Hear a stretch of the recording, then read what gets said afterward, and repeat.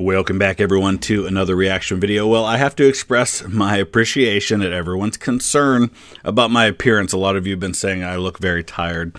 Well, I just got back from Vicksburg a few days ago, and I'm dealing with a cold, and I've been sleeping a lot. So thanks for expressing your concern. I'm okay, just a little under the weather, but we press on. And a lot of you have been asking me to take a look at the Armchair Historian's latest video because it deals with the American Civil War. This one came out just about a week ago, and I like to at least give a week for original content to come out so that they have a chance to get their views and everybody watches it. And hopefully you've already seen this video. If you haven't, please go and watch it without my commentary. This is Scorched Earth, Sherman's March to the Sea. Having just been in Vicksburg, where Sherman was one of the Corps commanders, been studying up on him quite a bit. So we're going to dive into this one today. I'll put the link in the description as always, and I know this will be a controversial topic, especially for some of our friends down in the South.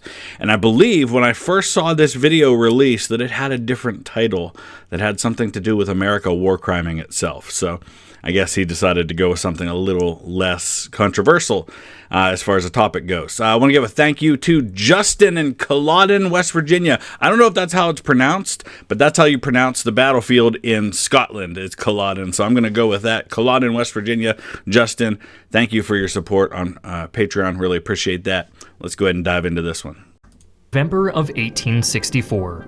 William Tecumseh Sherman, restless and vigilant, watches as the railroad depot illuminates what little is left of the Atlanta skyline.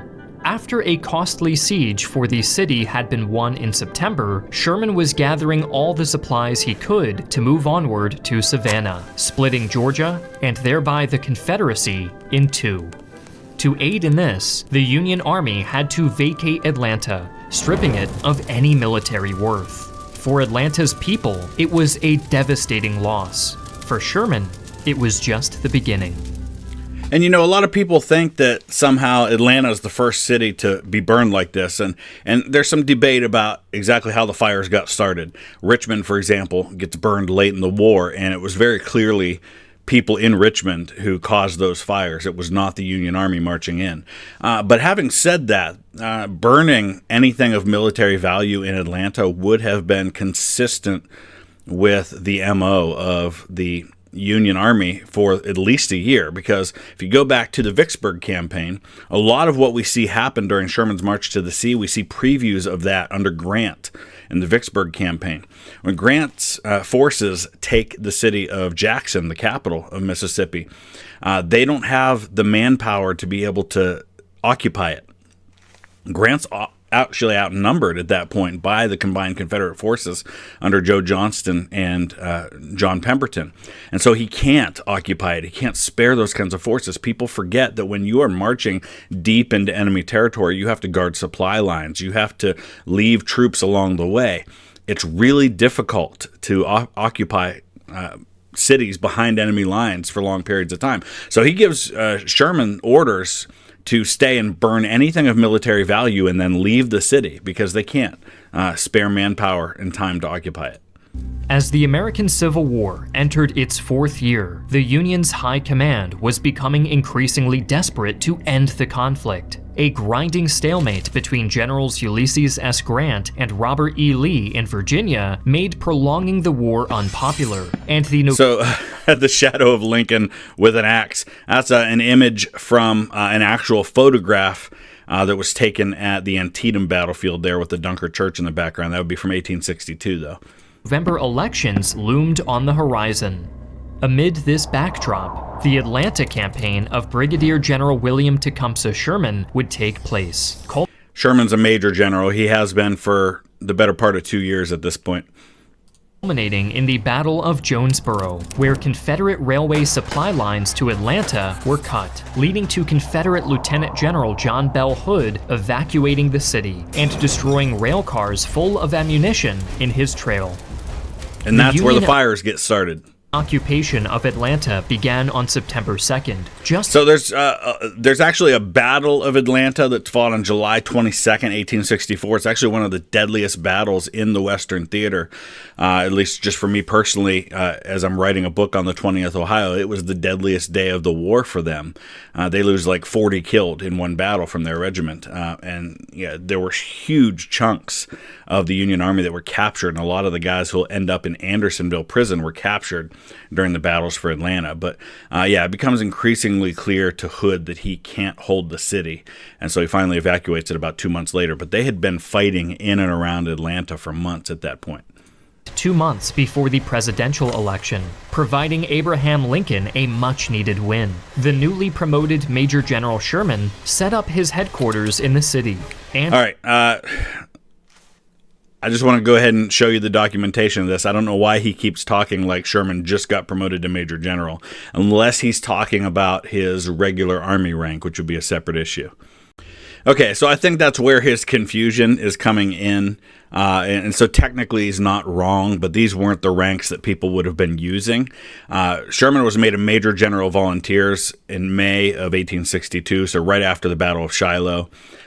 So the regular Army rank, understand that, the U.S. Army had less than 100,000 soldiers at the beginning of the American Civil War, and by the end they've got like 2 million in the field. So you've got a ton of generals who can't stay generals when the war's over, and you go back to the peacetime force. The same thing happens in every war. Happened in World War I, happened in World War II. And so your regular Army rank is what you would divert to. So George Armstrong Custer, for example, everybody calls him General Custer, because he was a general during the Civil War. But after the war, he reverts to his peacetime rank, which is lieutenant colonel. So Sherman is made a regular Army Major General on August 12th of 1864, so around the time of Atlanta. He's made a lieutenant general in the regular Army after the war, and then a 4-star general in 69. So he's not technically wrong, but he would have already been wearing 2 stars all the way back in 1862. And the few remaining civilians were ordered to evacuate. Hoping to divert Union attention away from Georgia, the scattered Confederates coalesced around Hood to harass supply lines leading to Atlanta and wreak havoc in Tennessee.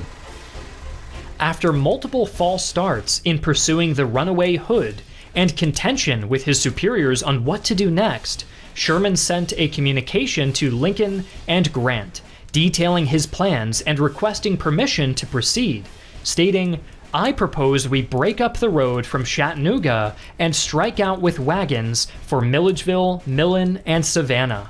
So it had been long-standing Army policy that you don't break off from your supply lines. And as the war goes on and as they drive deeper and deeper into the South, Grant and Sherman and others are starting to figure out that there are going to be times when we have to break away from our supply lines. We just don't, as I said earlier, have the manpower to guard supply lines that are hundreds of miles long. And so at a few points during the Vicksburg campaign, Grant's going to cut himself off from supplies. Sherman's going to completely cut himself off not only from supply but from communication during this march to the sea. Until we can repopulate Georgia, it is useless to occupy, but utter destruction of its roads, houses, and people will cripple their military resources. I can make the march and make Georgia howl. After much deliberation, on November 2nd, Grant simply wrote back, "Go as you propose." So understand that a lot of people make a big deal about this. Oh, he's a war criminal, things like that. This is not new. People act like Sherman was the first guy to ever do anything like this. Total war had been a concept for a long time. Wars of attrition, defeating your enemy's ability to make war. And now as you get into the industrial age, it becomes that much more important to destroy an enemy's ability to support his armies. This is standard operating procedure in 20th century wars. Look at the strategic bombing by the Allies of Europe. Look at what happened in World War I with the naval blockade of Germany. A lot of civilians suffer, and the question really becomes, in a total war where the civilian populace is producing the food and the weapons and the supplies that arm and equip your soldiers, who is really a civilian? I'm not making an argument in favor of this stuff. I'm asking that question. Who is a civilian in a total war? Easy access to information is a huge asset to any leader looking to accomplish great things. That's why I'd like to recommend the sponsor of today's video, Opera, a web browser that's faster, safer, and smarter than default browsers, and fully featured for privacy, security, and everything you do online. Opera improves my productivity and makes internet surfing easier and more efficient by incorporating a dynamic... All right, so I just got to comment and say he's only got 8 browsers open. And that's like a slow day for me. I was working on my book yesterday, and I had like 15 browsers open. I don't know how I do that or why I do that. Interface and functionality that adapts to my browsing, providing more space, easier navigation. I know somebody's going to correct me. 15 browser tabs, not 15 different browsers. And smoother interaction. Doing historical research for videos like this is challenging, especially when I have dozens of tabs on different topics open on my browser at once. I hear you. Opera's I hear you. Tab Islands offers a simple way to keep my browsing sessions separate without overwhelming me with tabs, making it easy for me to quickly find the information that I need. I can browse with separate dedicated tab islands, collapse or expand islands in one click to hide content and make space, and switch between islands to stay focused on my work. Another nice feature that I enjoy is Aria, Opera's free unlimited... Hey, can we just comment on the fact that he's got the American Battlefield Trust's website open there, so good for him. Native AI, which can explain, explore, or translate any text that you highlight on a page. Opera also includes music players like Spotify, Apple Music, and Tidal, as well as fully integrated messenger platforms like Facebook Messenger, WhatsApp, Telegram, and more. Support our channel by clicking the link in the description below, download Opera for free, and experience the most efficient, dynamic, and intuitive web browser available. On the 11th, 3 days after Lincoln's re-election, Union soldiers started tearing up Atlanta's rail lines. By the 15th, Sherman's army prepared to make its fateful 225-mile march to the coastal city of Savannah. But first, he ordered all of Atlanta's industrial and commercial capacity destroyed, sparing only the city's churches and private homes. Despite this, many residential areas were caught up in the fires. By the time his army departed... It's the unfortunate reality. If you're going to fire anything of military value, you're unfortunately going to end up dealing with a lot of civilian areas that get hit as well, just because of the way fires spread.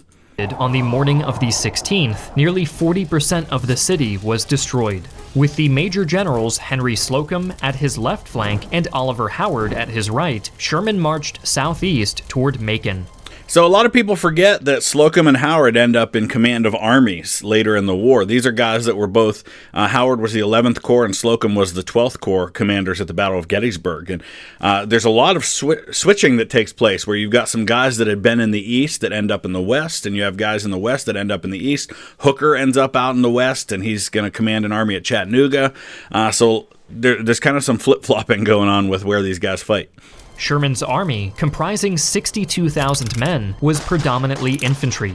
Alongside this, there was a 5,000-strong cavalry division and 2,000 artillerymen equipped with 64 guns. Having obliterated their only supply route, these soldiers were now reliant on the resources of the Georgia countryside for sustenance throughout the entire 225-mile march. Foraging units were dispatched to villages along their route to gather as much food as they could, with specific instructions to avoid burglarizing civilian homes. They were directed to focus on acquiring supplies from wealthier residents. So it's important to hear that, okay? They were given very strict instructions as to what was okay and what was not. That doesn't mean things didn't happen that shouldn't. Anytime in war that you unleash men from the constraints of civilized society, some men are going to do terrible things. And yes, as a general, Sherman is absolutely responsible and should hold those men accountable where he is able to and where he's able to get enough information. If you can get people to testify to what they saw. So things absolutely did happen that shouldn't have, but understand he didn't give orders to just deliberately destroy anything that had no military value. In reality, these foragers saw nothing more than free real estate. Yep. In addition to the seizing of livestock, meat, and grains, Union foragers ransacked homes for valuables, clothing, jewelry, wigs, anything that could be sold or shown off. Grand Theft Horse, 1864. No different, really, than what armies did when they came into Germany in 1945. You even see that in Band of Brothers, where you see the guys looting and they're packing stuff up and having it shipped back home. These guys are doing the same thing. It's pretty much what every army in history has done. Was pilfered. Some Southern families opted to bury their possessions, often for their slaves to lead soldiers to them. Confederate defenses against Union pillagers were meager at best. Led by Lieutenant General William Hardee, a garrison of a few thousand militia at Macon gathered to meet Howard's Union forces, only to see their movements turn and head east of the town. It was a feint, and Hardee caught on quickly that Sherman was making his target ambiguous. So Hardee is a pretty smart guy. He actually wrote the military tactic manual that was used before the war and was used by a lot of guys during the war. And there's just not a lot he's going to do with a couple of thousand men against this massive army that's coming down on him. Beyond this ragtag force at Macon, there were also roving gangs of cavalry, led by Major General Joseph Wheeler. These units were most effective at catching foragers in the act. And Joe Wheeler actually is going to be one of the few guys who's going to come back after the war and rejoin the U.S. Army, and he's going to end up a general in the U.S. Army in the years after the war. He's actually buried at Arlington, right in front of Arlington House, where a lot of the Civil War generals are buried. And distributed summary executions to any captured Yankees. As Howard continued his feint... Yeah, you want to talk about war crimes? That stuff was happening on both sides. Capturing Yankees and summary executions of them. Around Macon, one of his accompanying cavalry regiments was ambushed by Wheelers and then lured into a trap as they gave chase. 3 brigades of the Georgia militia were making their way through Griswoldville, just a couple miles east of Macon, where Wheeler's cavalry would leave their Union pursuers to deal with. And this is what you have to do if you're the Confederates. You can't fight a pitched battle. You've got to try and draw off and isolate individual units and destroy them that way. While this skirmish did distract parts of Howard's column, superior Federal numbers quickly overwhelmed the defenders, causing the Georgia militia to suffer disproportionate casualties. As the mounted foragers passed by the richer parts of northern Georgia, they took the initiative not only to ruin plantation property, but to free the slaves who worked on such property. To the average Southern aristocrat, those damned Yankees were marauders and thieves. And remember, at this point, the Emancipation Proclamation has been in effect for almost 2 years, and it declared any enslaved persons in parts of the Confederacy that were in rebellion to be then, thenceforward, and forever free. So as they're marching on these plantations, these people are freed by the law, according to the Emancipation Proclamation. Now, what happens after the war, they'll have to deal with the 13th Amendment. For the men, women, and children held in bondage, they represented an opportunity for freedom. The newly liberated slaves flocked to Union soldiers and followed them on their march, eventually numbering in the thousands. Now, put yourself in the position of Union generals. You have a humanitarian crisis at this point. You have thousands of people who have left everything, who see you as their avenue to freedom, but you've cut yourself off from supply lines. You're already living off the land and foraging. Now you've got thousands more mouths to feed. What do you do? While a morally good deed, accommodating such a large group of people off of rations and foraging became a challenge, one that many of the officers on the march had opposing solutions to, one of which eventually ended in disaster. On the 23rd, Slocum's wing entered the state capital of Milledgeville, with the governor and state government fleeing. There, in the Capitol building, federal forces held a mock vote to repeal Georgia's secession to the Union. After seizing the political heart of Georgia without a shot being fired, Sherman decided to increase federal pressure against the Confederacy. So understand, at this point in history, Atlanta's not even the biggest city in Georgia. So it's not the massive city that it is today in the South. In addition to more time for foraging, federal troops were given more free rein to target any infrastructure that could aid the South. Cotton gins, mills, and other centers of manufacturing were burned, shelled, or rammed. Even the mansion and personal plantation of former Governor Howell Cobb's was put to the torch. Howell Cobb was also I think he ended up a general at some point. Yeah, he was a major general. He also served as U.S. Secretary of the Treasury. He was Provisional Congress of the Confederacy President.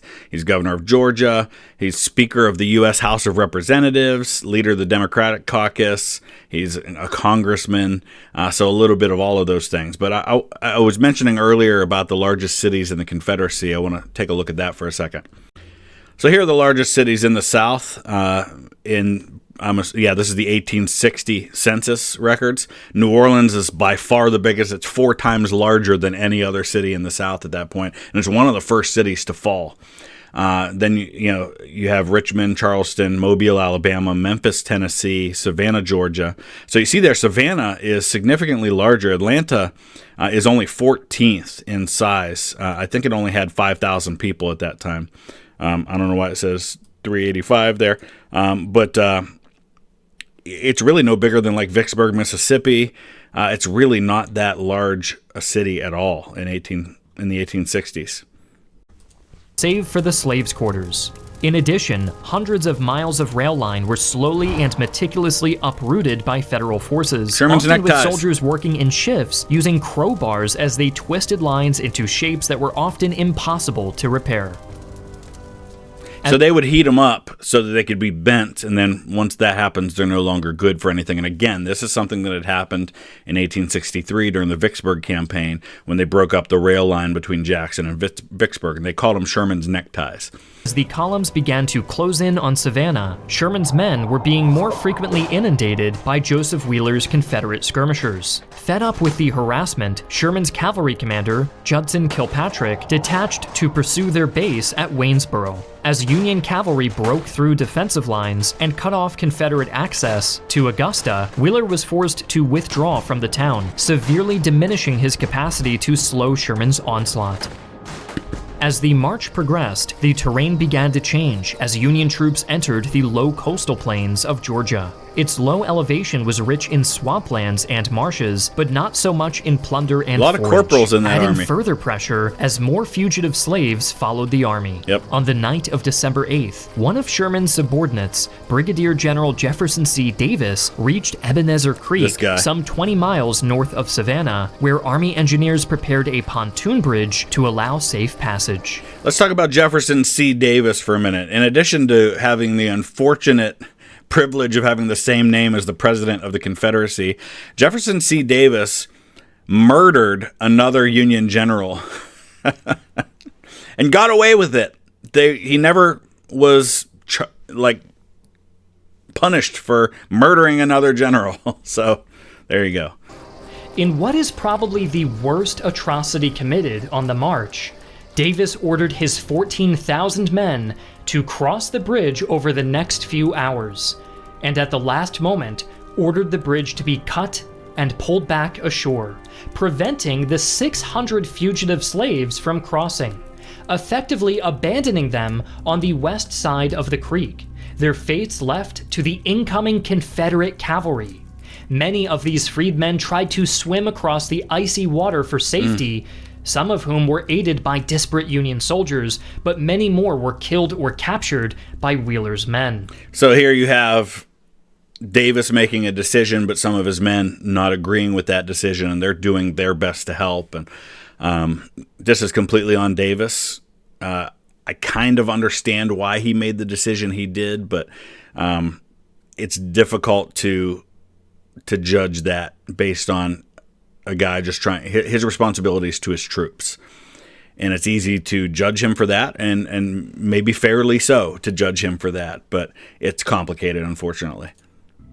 Many of Davis's men objected to this decision, some quite fervently, including Major James Connolly, writing, "The idea of 500 or 600 black women, children, and old men being returned to slavery by such an infernal copperhead as Jeff C. Davis was entirely too much. So copperheads are Northerners who are basically kind of pro-South in their sentiments. Clement Vallandigham, he runs for governor of Ohio in 1864 while being exiled from the North because he's the head of the Copperheads. So calling him a Copperhead was about as strong an insult as one could give in that situation. Told his staff officers of what I thought of such an inhumane, barbarous proceeding. So this actually lends some credence to the idea that we can be critical of Davis in this situation when you have other officers saying that it was a terrible decision and they should have never made it, and these are old men, women, and children. So fair to criticize Davis, I think, in this case. Despite complaints making it all the way up to Sherman, the culpable Brigadier General Davis kept his position due to the lack of experienced field commanders. Which is why he wasn't charged for the murder either.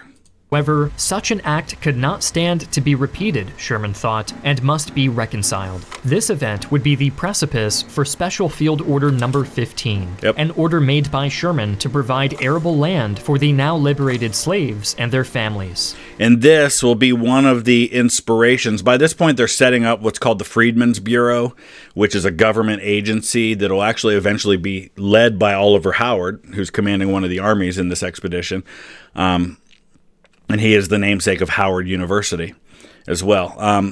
So this will be one of the inspirations for the idea of 40 acres and a mule, which is the idea that after the war, they're going to provide land for these freedmen, which they were called, even though they were men, women, and children, so that they could get their lives started. Well, when Andrew Johnson becomes president, he really kind of hamstrings that whole operation.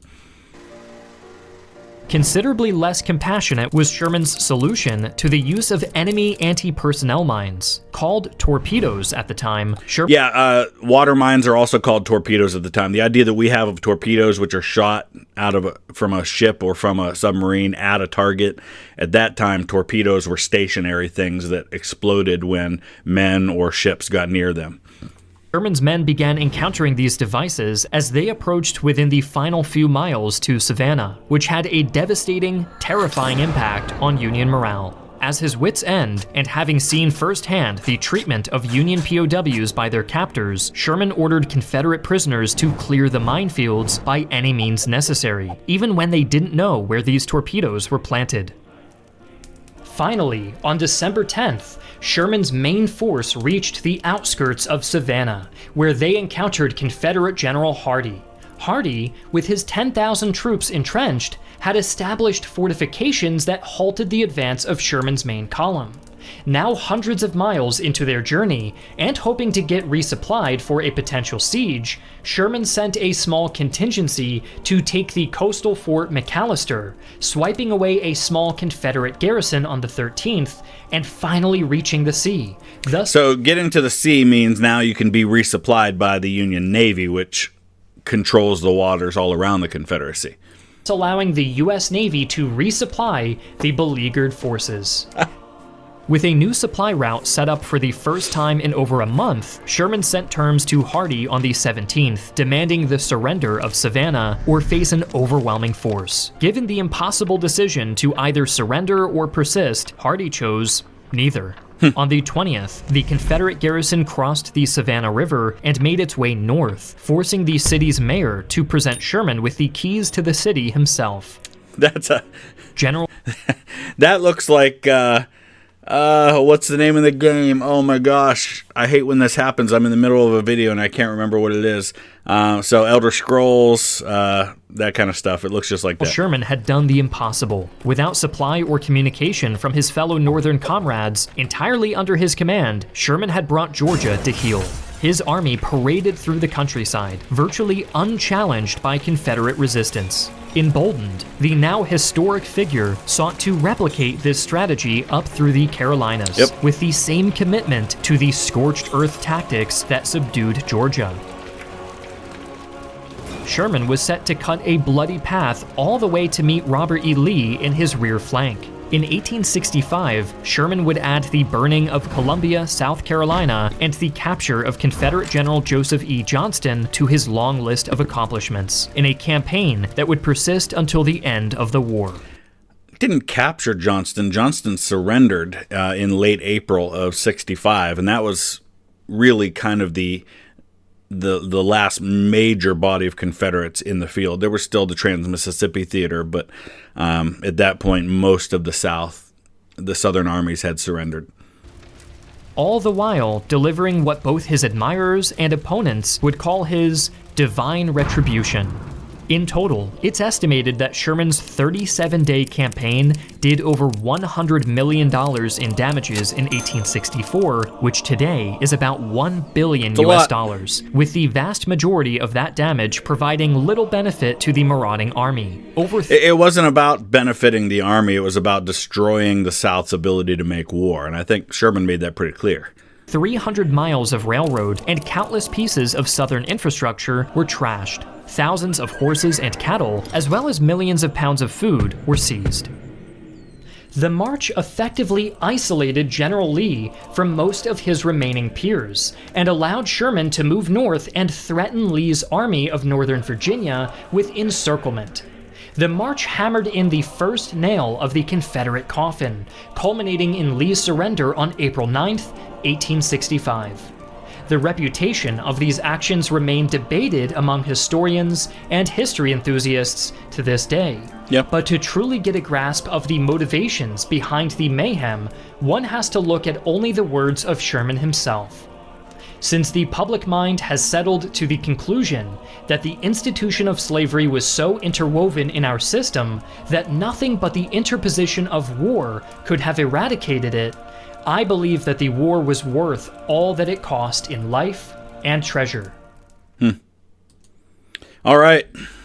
I'm sure some of you will take exception to my favorable comments about the March to the Sea. It's not that I like it. I don't like that any civilians find themselves in the midst of war. It's always unfortunate, and I wish wars didn't happen, but it is the nature of war, and it's not unique to the Civil War. It's not unique to that situation. The South, in the limited opportunities that they had, did the same. Chambersburg, Pennsylvania was burned at one point. It's just that the South just didn't have many opportunities to make that happen. So I can see both sides of it. I can see why people in the South would look at Sherman the way that they do, and I can see why people in the North would say, well, hey, he did what he had to do. So you can kind of see both sides in that situation. Thank you to Michael in Huntington, New York, and Josh in Richmond, Kentucky for your support on Patreon. Thank you so much. Really appreciate it. We'll see you again soon. Thanks for watching.